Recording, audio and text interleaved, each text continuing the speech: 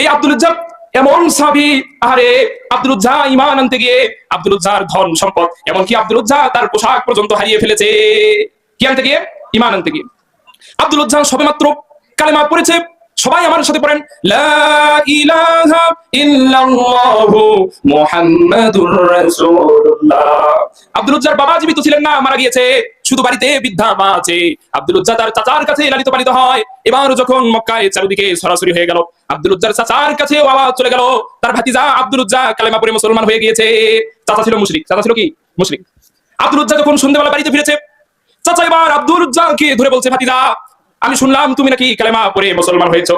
এবার আব্দুল উজ্জা ডাক দিয়ে বলে, চাচা যখন শুনেছেন তাহলে আমার সাথেও আপনিও পড়েন, আশহাদু আল্লা ইলাহা ইল্লাল্লাহু ওয়াহদাহু লা শারীকা লাহু ওয়া আশহাদু আন্না মুহাম্মাদান আবদুহু ওয়া রাসূলুহু।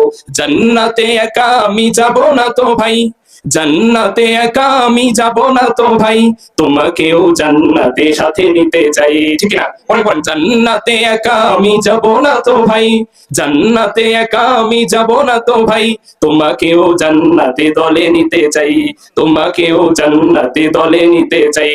আমিন। এবার ভাতিজা বলল, চাচা যখন শুনেছেন আমি আব্দুল উজ্জা কালেমা পড়েছি, চাচা হে আপনিও পড়ে নেন। এবার চাচা রেগে গেলেন, ভাতিজা তোমার এত বড় সাহস আমার বাপ দাদার ধর্ম ফেলে দিয়ে কোন আব্দুল্লাহর বেটা মোহাম্মদ তার ধর্ম গ্রহণ করতে বলো। ভাতিজা এমন বাক্য তুমি পড়েছো ভাতিজা, এই বাক্যের কারণে তোমার ধন সম্পদ, তোমার অর্থ সবকিছুই হারাতে হবে।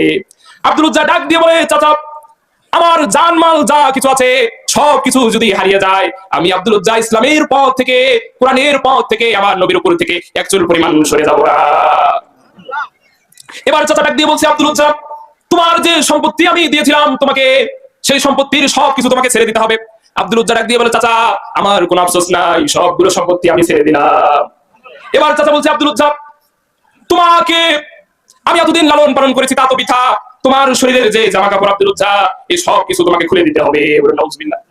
আব্দুল উজ্জা অসহায়, কারণ আসলেই চাচার দেওয়া জামা কাপড়, আব্দুল উজ্জা চাচার দেওয়া জামা কাপড় খুলে দিয়ে হায়রে উলঙ্গ হয়ে আব্দুল উজ্জা দুই চোখ বন্ধ করে যখন বাড়ির দিকে রওনা দিয়ে বাড়িতে প্রবেশ করেছে, বাড়িতে শুধু বৃদ্ধা আব্দুল উজ্জার উলঙ্গ অবস্থা দেখে এবার বৃদ্ধা দুই চোখে হাত দিয়ে চোখ বন্ধ করেছে।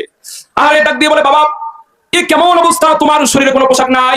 আব্দুল উজ্জা এবার বলছে, মাগো ঈমান আনতে গিয়ে আমি আব্দুল উজ্জা আমার ধন সম্পদ কোনো কিছু আনতে পারি নাই। মাগো যদি পারেন আপনার কাছে লজ্জা স্থান ঢাকার মতো কোনো কাপড় থাকলে আমি আব্দুল উজ্জাকে আপনি দান করতে পারেন। এর নাম হলো ঈমান। আর আজকে আমরা এমন ঈমান এনেছি, এক কাপ চা দিলে আল্লাহকেও ভুলে যায়, আল্লাহর দিনকেও ভুলে যায়, আল্লাহর নবীকেও ভুলে যায়। এমন মুসলমান বাংলার জমিনে আছে না নাই? এগুলো ঈমান নয়।